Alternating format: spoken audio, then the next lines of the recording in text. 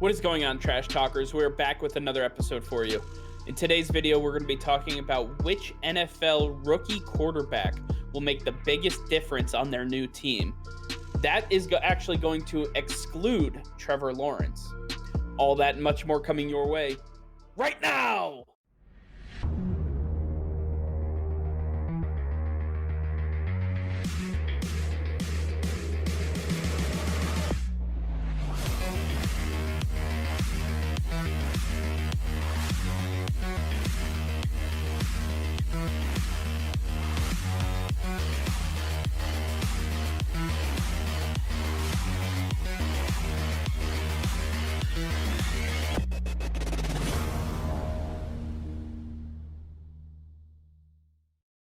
Hey, Trash Talkers, it's Mike here.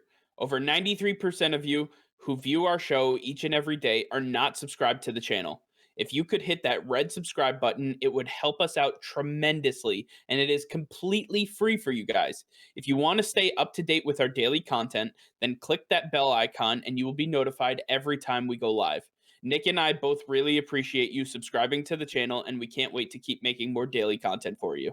All right, Nick. Well, with the draft over, now we have to start picking apart some of these picks, taking a look at where teams got better. And the first and foremost, I want to take a look at the rookie quarterbacks that are going to new teams. And I want to talk a little bit about the fits that they have at each team. But I want to talk about which quarterback is going to make the biggest difference. And I want to hear from you first. Which quarterback do you think is going to make the biggest impact on their new team?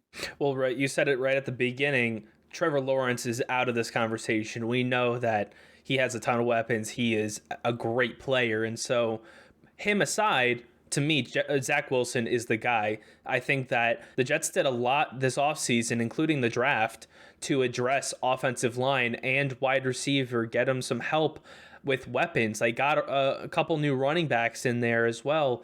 I think that this offense has a ton of weapons that he never had at BYU.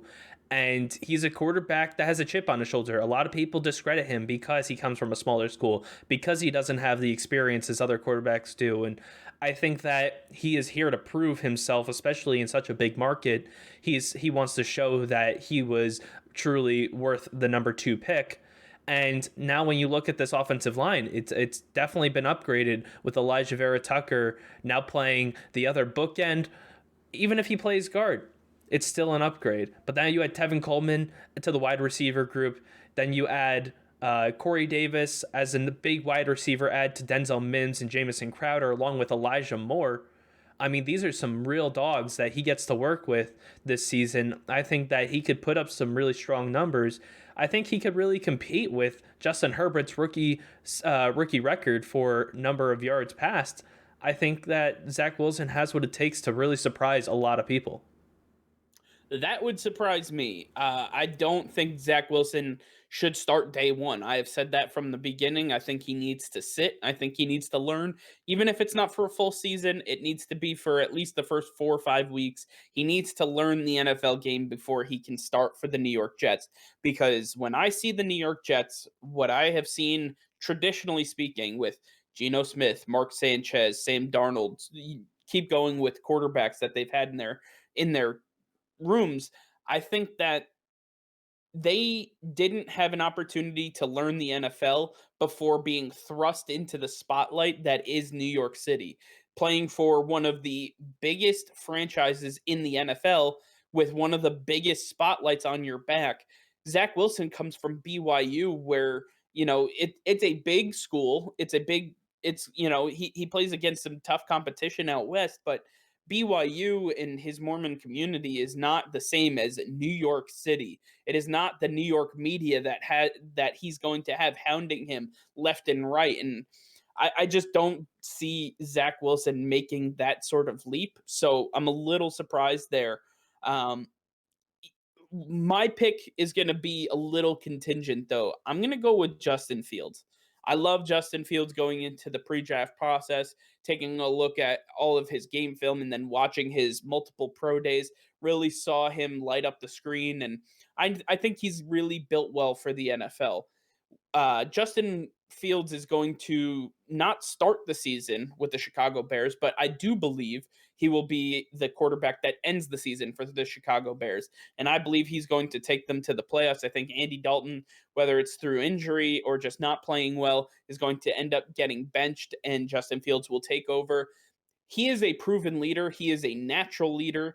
And as soon as he walks into that organization, as soon as he walks onto that field, players are going to follow him. They're going to listen to him. And there's a big issue when your backup quarterback is more of a leader than your starting quarterback. And Matt Nagy, Ryan Pace, all of these guys are going to quickly learn and understand that Justin Fields deserves to be the starting quarterback for this roster. He's going to show them through everything that he's been able to do, and I think he's going to make the biggest impact. Yeah, I mean, I like Justin Fields as a pick, barring Andy Dalton is not playing the entire season.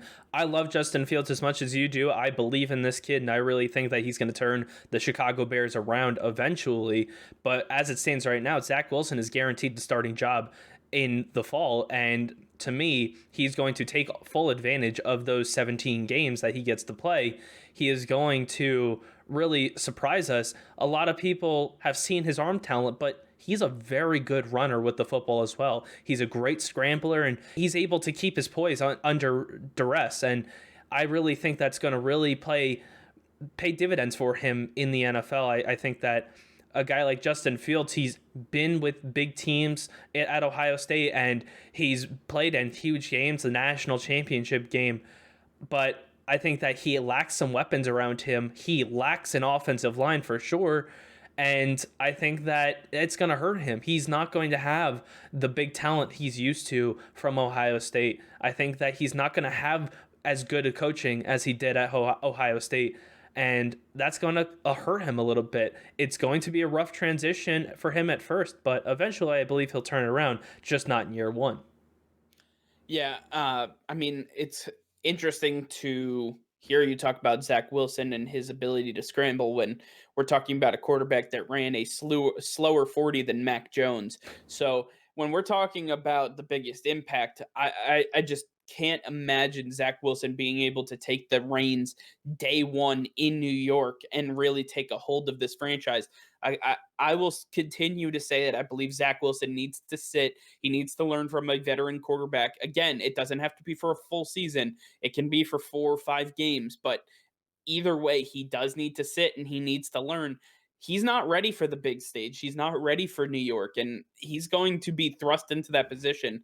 I actually expect him to fold under pressure, and it's just because I've seen what history has taught me with Sam Darnold, with Geno Smith, with Mark Sanchez, with all these quarterbacks that were thrust right into the spotlight in New York. They struggled. They struggled with accuracy. They struggled with making decisions and making poignant decisions on time. I just believe that a lot of the things we saw from Zach Wilson in college are not going to be able to translate day one in the NFL simply because of the speed and the spotlight that's going to be on him. Absolutely. Now, I believe it to be Zach Wilson. You believe it'll be Justin Fields, but I think a sneaky guy to look out for is Davis Mills, the acquisition the Houston Texans made in the second round. Davis Mills could be the starting quarterback for the entire season if Deshaun Watson doesn't play.